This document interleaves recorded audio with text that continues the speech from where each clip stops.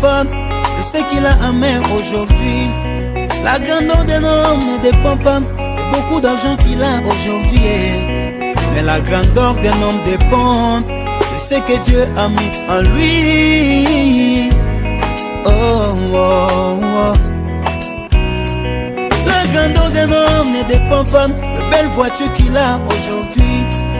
La grandeur d'un homme ne dépend pas de bien matériel qu'il a aujourd'hui. Mais la grandeur d'un homme dépend de ce que Dieu a mis en lui. Oh, oh, oh.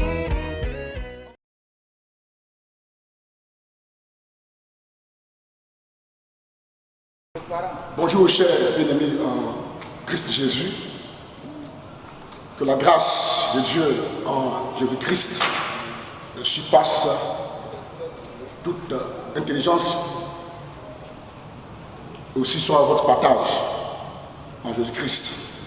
Je voudrais, avant d'aller plus loin dans la parole de Dieu, dire merci au Seigneur Jésus-Christ pour la grâce qu'il m'accorde afin de parler de sa part. Et dire merci aussi à ses serviteurs, le doyen Gamaliel Augustin, notre pasteur principal, pour cette opportunité qu'il me donne, qu'il m'offre, afin de m'adresser au peuple de Dieu. Que Dieu puisse bénir ses serviteurs. Encore ce matin, nous sommes là pour écouter la parole de Dieu. Et le passage qui va nous servir de message pour être édifié ce matin par rapport à ce message, c'est Jean 14, verset 1. Et c'est en même temps le thème de notre message de ce matin. Et avant que nous allons prier d'abord le Seigneur. Priez Dieu, car c'est lui qui inspire, c'est lui qui nous donne ce qu'il faut comme vérité venant de lui pour nous édifier. Prions le Seigneur. Je voudrais te prier, notre Dieu, notre Père, pour ta parole qui est vie et esprit. C'est toi qui connais notre avenir, qui connais, Seigneur, nos vies, ce dont on a besoin, Seigneur. Prions ce soir. Oh Dieu, que ta bonne main, Seigneur, soit sur nous. Que ta grâce, Seigneur, soit sur nous, notre Père. Parle à ton peuple. Parle-nous en ces temps de la fin de crise, Seigneur, afin de t'édifier, afin de marcher toujours la victoire en tête haute. Père, en toi, Seigneur. Sois béni pour ta parole, Jésus-Christ. Amen. Le thème, comme tout à l'heure je l'ai dit, c'est Jean 14, le verset 1. Jean 14, le verset 1. Il est dit que votre cœur ne se trouble point. Croyez en Dieu, croyez en moi. Je le répète, que votre cœur ne se trouble point. Croyez en Dieu et croyez en moi. C'est l'évangile de Jésus-Christ selon Jean. Et c'est le temps, le moment que nous parlions de ce verset en ces temps de crise que nous traversons. Oui, il est dit que votre cœur ne se trouve point. Et Dieu, Jésus-Christ, va ajouter ceci: croyez en Dieu, croyez en moi. L'objectif que je vise dans ce thème-là, c'est d'exhorter les uns les autres, le corps de Christ, à demeurer davantage dans la personne de Christ Jésus, notre Seigneur, notre Sauveur, en ces temps qui sont les derniers, en ces temps qui sont la fin. C'est ça aussi la foi en sa personne. C'est ça aussi croire en lui. Car la foi en Christ, c'est la personne du Christ Jésus. Car si nous croyons véritablement en Dieu le Père, qui est esprit, comme Jean le dit, Jean 4, 24, qui est aussi esprit et vie, Jean 6, 33, nous devons aussi croire, accepter, demeurer dans la personne de Jésus-Christ, Fils unique de Dieu le Père, comme le dit Luc chapitre 1, verset 35, Jean 3 aussi 16. Ce Christ qui incarne toute la divinité et la plénitude du Dieu invisible. Colossiens 1, 15 à 19. Car Dieu ne peut pas agir en notre faveur sans le Christ Jésus, son Fils unique, crucifié, ressuscité de mort. Comme le dit Jean 14, 10. Le Saint-Esprit ne peut pas aussi agir en notre faveur sans le Christ Jésus. D'ailleurs, c'est au nom de Jésus-Christ que nous recevons le Saint-Esprit. Car en Christ, et c'est par Christ et en Christ, Dieu nous sauve. Jean 3, 16. C'est en lui seul Dieu nous sauve. Et c'est en lui que Dieu nous écoute. C'est par lui aussi Dieu nous exauce. D'ailleurs, le Christ a dit, je suis le chemin, la vérité et la vie. Nul ne vient de Père sans passer par moi. C'est-à-dire, Christ est l'incontournable pour entrer dans l'éternité de Dieu.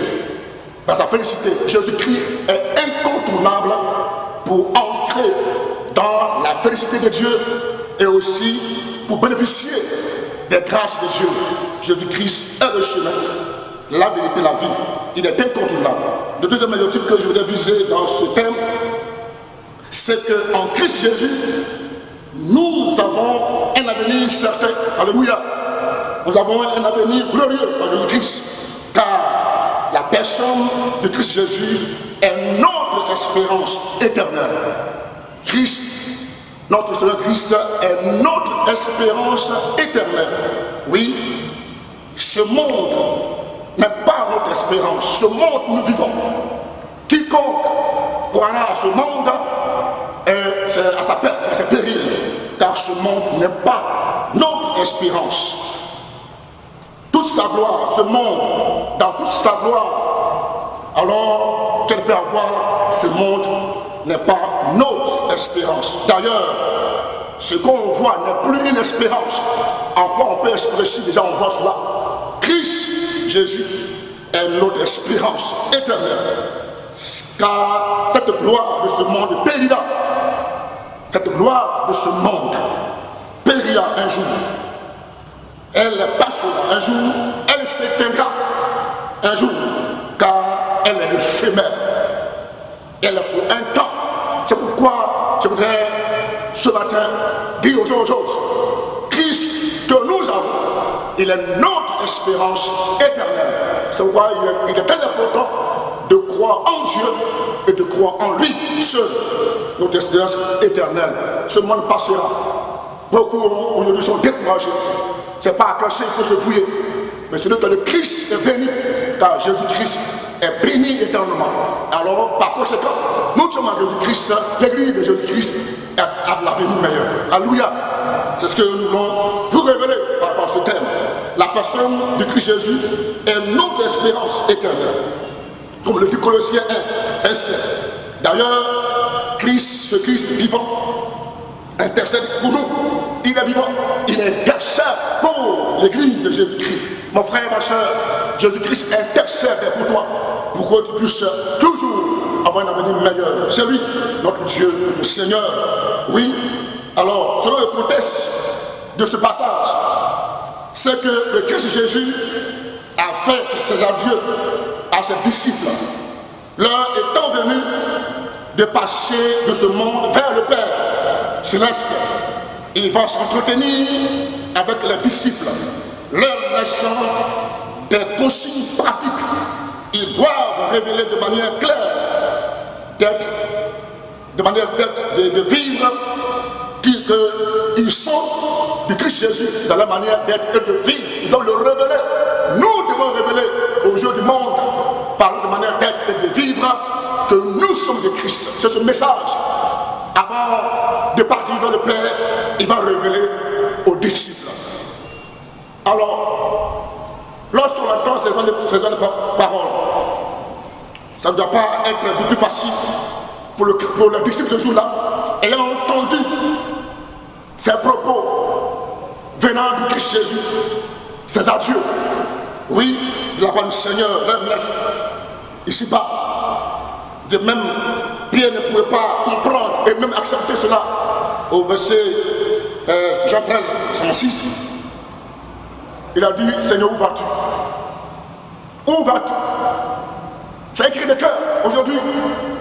Où vas-tu? Oui, qu'est-ce que tu fais là? La question se pose. Il dit, je vais mourir à toi. Pour dire que moi, je ne reste pas ici. Oui, je vais à toi. Mais Pierre ne peut pas comprendre pour l'heure ce que le Christ disait. Ils savent ce que le Christ a été pour eux ici-bas. Ils savent ça très bien.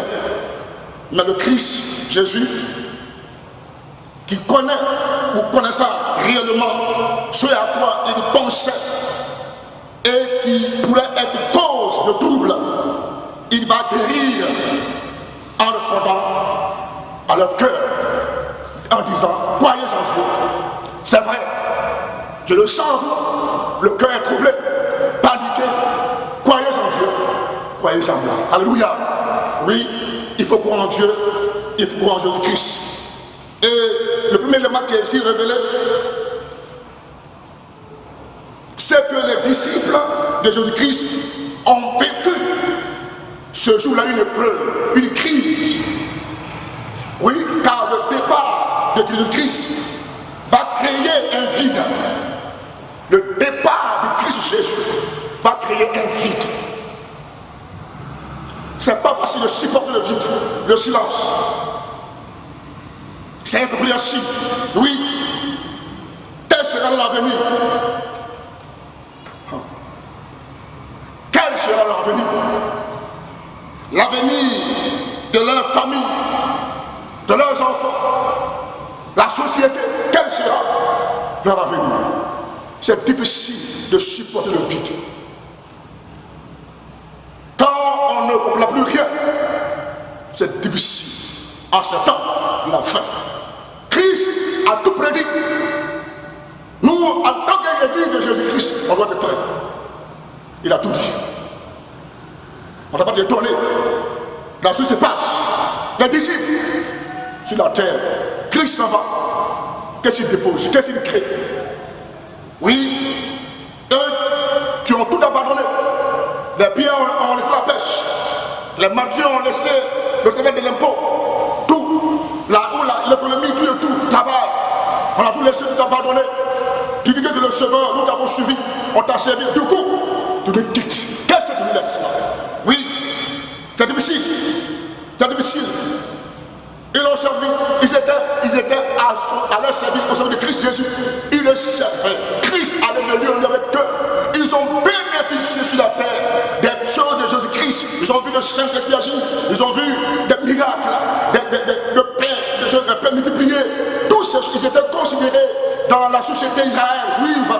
Oui, mais les quitter, qu'est-ce qu'ils seront devenus? C'est là le problème. Qu'est-ce qu'ils seront devenus? Est-ce une trahison de la part de Jésus-Christ? Jésus ne trahit pas, alléluia. Jésus-Christ ne trahit pas. Non. Est-ce une trahison? Est-ce un abandon? Est-ce un reniement? À qui tu nous laisses? À qui? Tu nous laisses. Parce que nous, désapparaît au carrefour. À qui tu nous laisses? Oui. Qu'est-ce qu'ils deviendront ayant tout abandonné? Alors nous retournons dans nos affaires. Déjà la société est occupée. Les affaires, les postes sont occupés. Qu'allons-nous faire? Où rentrer? Tout est fermé. Où tu nous laisses? C'est fini. Pour eux, tout est arrêté. Tout est arrêté. Là où nous parlons, tout est arrêté. En tournant, la chair, l'humain tourne, tout est arrêté. La science, l'humanité, le monde, tout est arrêté. Quand il n'y a pas Christ Jésus, tout s'arrête. Mais quand il y a Christ Jésus, l'avenir est là. Alléluia. Tout est arrêté. Vers qui se tourneront désormais? Vers qui? Pierre pourrait dire à qui irons-nous? C'est difficile. Le départ, c'est vrai, quelqu'un qui te fait du bien, avec qui tu as vécu l'ambiance, avec qui tu as vécu tout ce que tu as vu en lui, et du coup il s'en va. Mais c'est comme quelque chose que tu as perdu. Ça finit pour toi. Qu'est-ce que je deviendrai demain? Oui, qu'est-ce que je serai? Comment ça se passe? Il y a un monsieur qui avait pour ami un de ses yeux, ce homme faisait tout pour ce homme-là, ce monsieur de ses yeux. Au lieu de profiter de cet homme, donne-moi l'argent, il va faire mon entreprise pour être menuisier, pour augmenter. Il n'a pas dit toutes ces choses. Et un matin, il apprend que cet homme a fait accident, il est mort. Il pleurait. Tout est fini pour moi. C'est ça. La vie lui avait des surprises. Ils étaient surpris, étonnés. Mais le Christ n'est pas venu pour ici-bas. Il est venu pour une mission. La mission tend vers sa fin. Il va partir. Il doit aller. Et il faut profiter de lui. Dieu nous donne l'occasion, bien aimé, de prier le Seigneur, d'intercéder, de nous consacrer à lui. Ce n'est pas le lieu d'abandonner. Pas le lieu de délaisser le Christ Jésus. C'est le lieu de sa prise de lui. Oui, l'avenir est sombre. Les projets sont arrêtés. Tout est tombé à l'eau. Ceux qui avaient préparé les choses, on comptait sur ceci, sur cela. Aujourd'hui, ça s'éteint. Alors, c'est difficile de supporter cela. Oui, et ces genres de choses créent des troubles. Ça crée des troubles. Ça crée dans le cœur des déséquilibres. Il n'y a plus d'équilibre. Oui, dans le cœur. Et c'est à cela qu'on est aujourd'hui confronté. Aujourd'hui, confronté. Il y a des crises personnelles. Chacun est confronté à une crise personnelle. Une épreuve personnelle comme Job l'a vécu. Il dit j'avais envie de parler de toi. Mais j'ai envie, c'est personnel. Il y a les crises personnelles. Dieu connaît tes crises, tu connais les crises que tu traverses. Oui, chacun de nous. Paul l'a vécu dans 2 Corinthiens 11 par là. Il dit j'ai été en péril. En péril sur la mer. J'ai été malade, j'ai prié 3 fois. Il était éprouvé, une épreuve personnelle, une crise personnelle. Oui, le cri, il a prié 3 fois. Seigneur, délivre-moi. Il y a un silence. Dieu dit, ma vie te suffit. Oui, tu es confronté à une crise personnelle. Il y a des crises personnelles. Même si on est en couple, si on est marié, mais chacun vit une crise personnelle. Oui. Où est l'avenir? Comment je vais être demain? Il y a aussi des crises collectives, comme ce jour-là. Les disciples l'ont vécu. Un vide. Il s'en va. Qu'est-ce qu'on fait? Qu'allons-nous faire? Et aujourd'hui, nous voyons ces choses pareilles.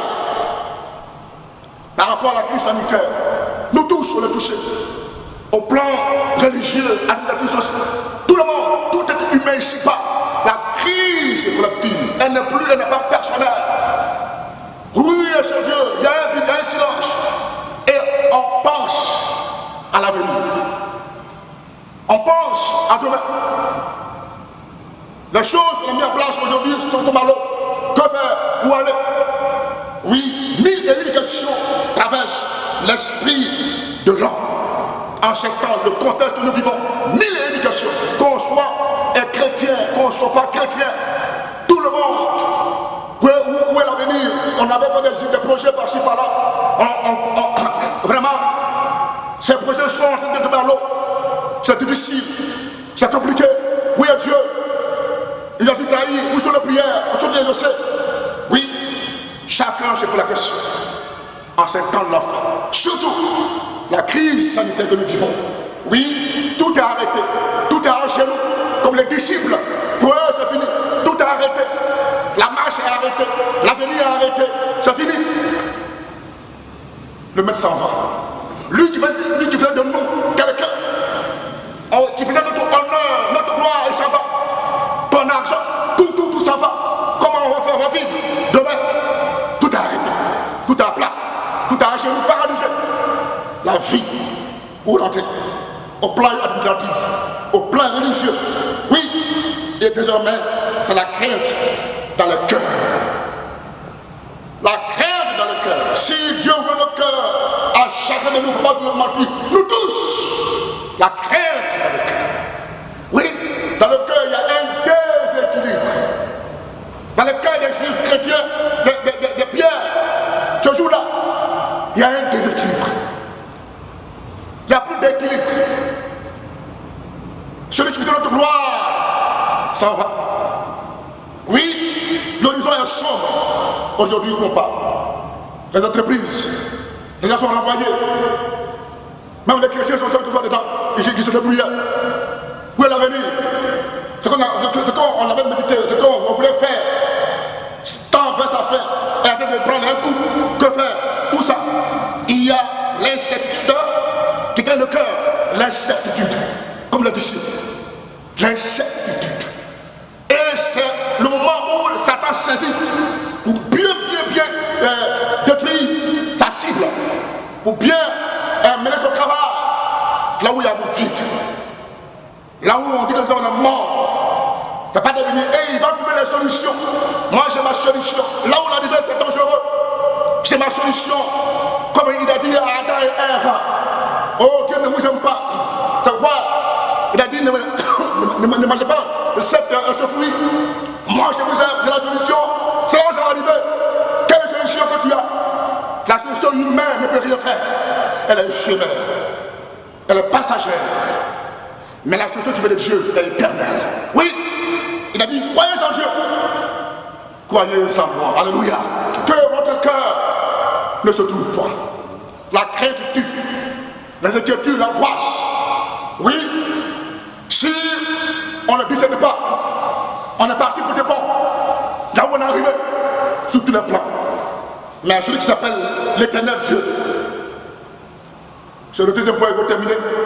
Celui qui s'appelle l'éternel Dieu, à la personne de son fils Jésus-Christ, son fils unique, celui qui s'appelle l'éternel, le Dieu des Hébreux, le Dieu des chrétiens, le Dieu du ciel et la terre, le créateur de l'univers, à la personne de son fils unique, Christ Jésus.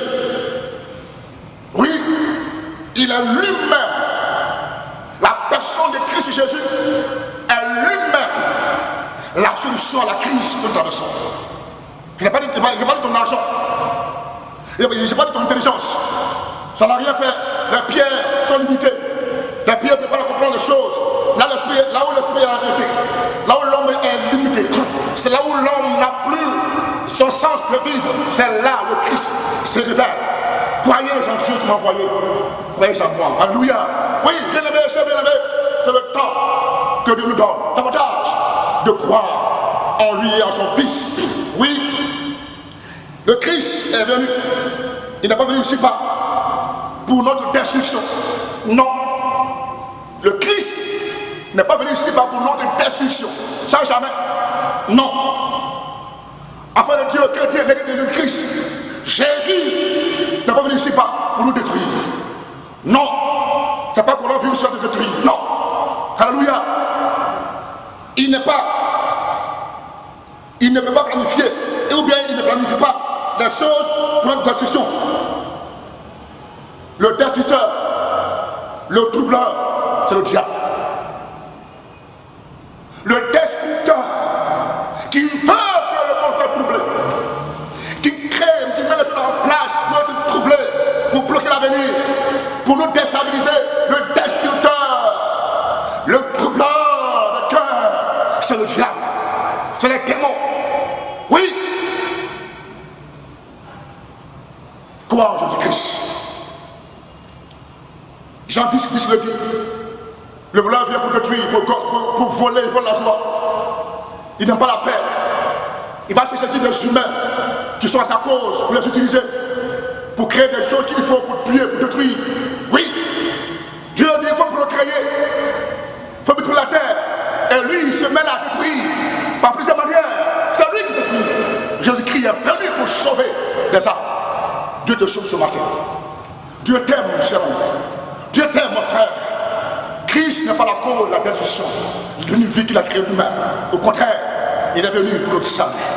Il est venu pour nous délivrer de tout ce que nous vivons. Oui, donc Dieu t'aime. Et bien aimé, ce que nous voulons, ce que nous recherchons, est-ce la vie? Parce qu'il sait que les pièces s'inquiètent de comment ils vont être demain. C'est ça qui crée le tout.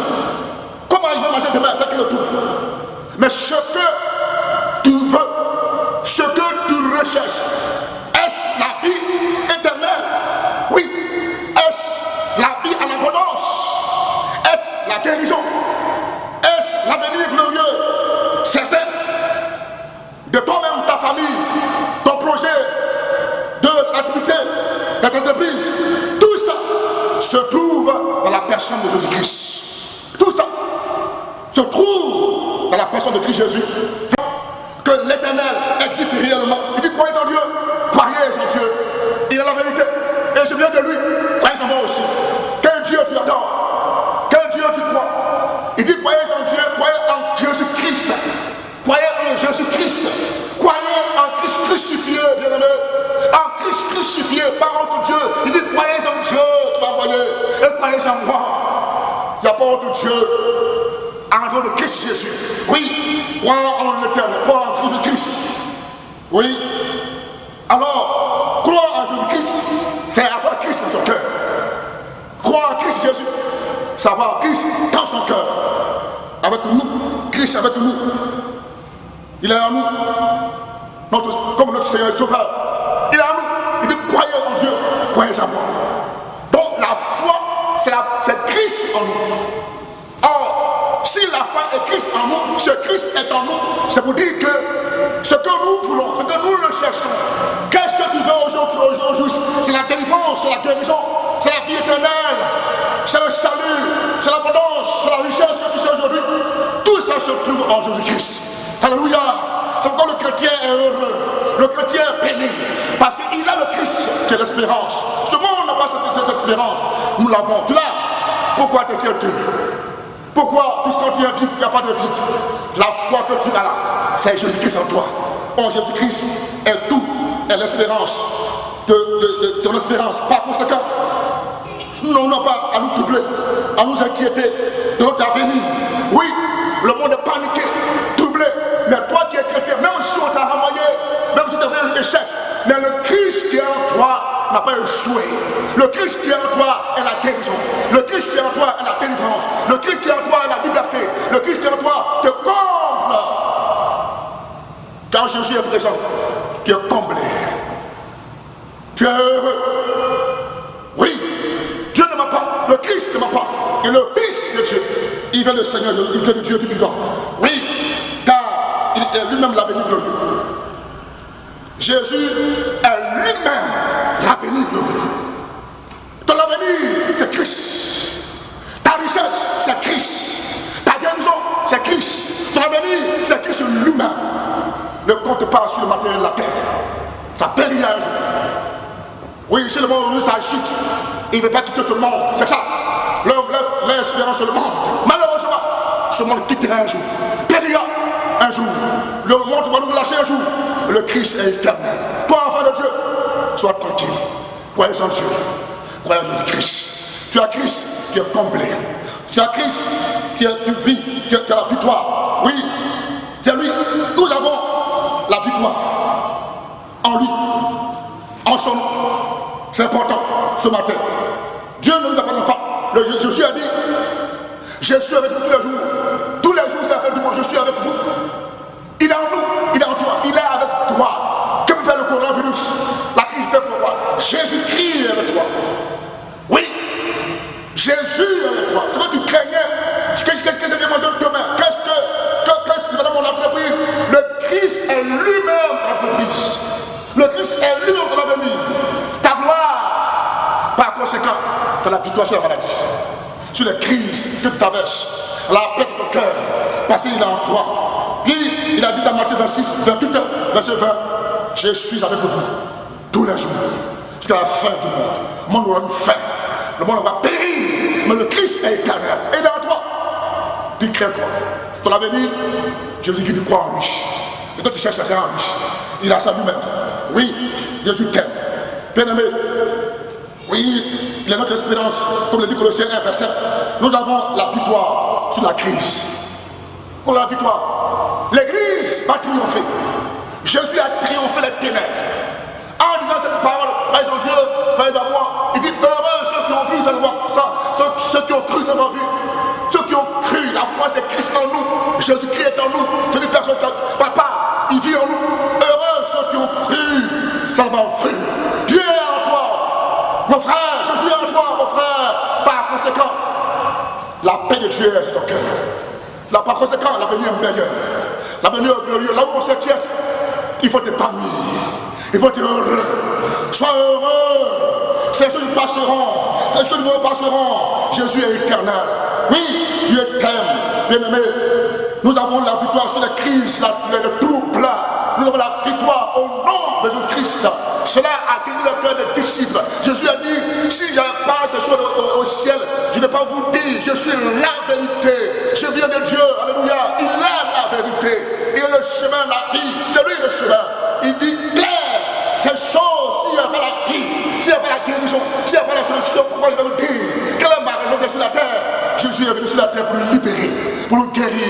Nous sortirons de la crise, car Christ est en nous. Il dit, soyez en paix. Oui, nous avons la paix de Dieu. Père, chrétien, mange en paix. Dors, tu penses, Christ est ton avenir. Il a tout. Chaque jour que Dieu fait, alors il te soutiendra.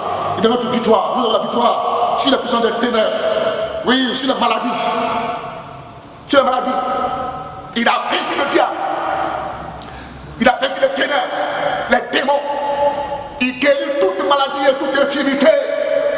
Christ le fait. C'est pas toi, c'est pas moi, c'est lui qui fait ce travail. À nous de croire en lui, voir l'espérance. Il n'a pas changé. Ce soir, bien aimé, de ce que Dieu m'a mis à cœur, afin d'exhorter son peuple pour dire non, ne pas s'inquiéter. C'est pourquoi vivons dans la sanctification au quotidien pour être davantage devant Dieu agréable. Chaque jour, Hébreux 12-14, prenons le temps de lire la parole de Dieu, lisons-la pour nous connecter à Dieu toujours dans sa parole, comme l'a dit Josué 1:8, somme 1 aussi. Prenons le temps de prier beaucoup le Seigneur, chers bien-aimés, le temps de prier le Seigneur, de le chercher dans nos maisons, là où on se trouve.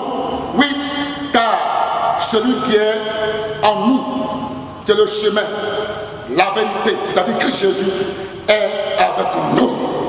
Il n'est pas injuste pour abandonner, pour nous laisser dans cet état de crise. Il est juste. Crois en lui, tu seras délivré. Au nom de Jésus. Amen.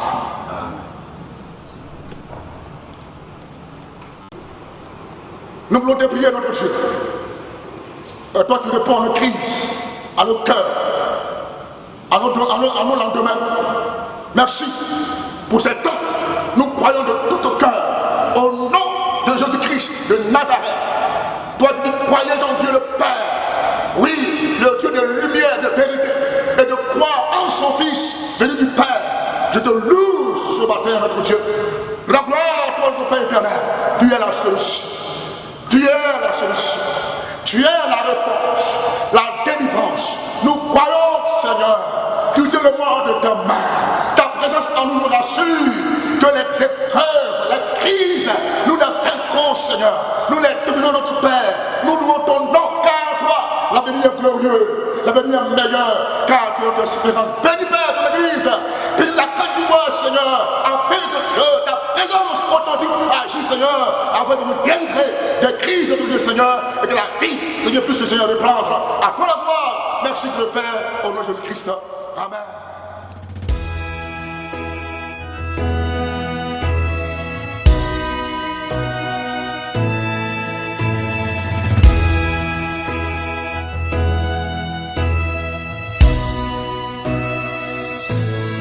L'appel a été lancé, toute la terre fut ébranlée, même les anges ont désisté.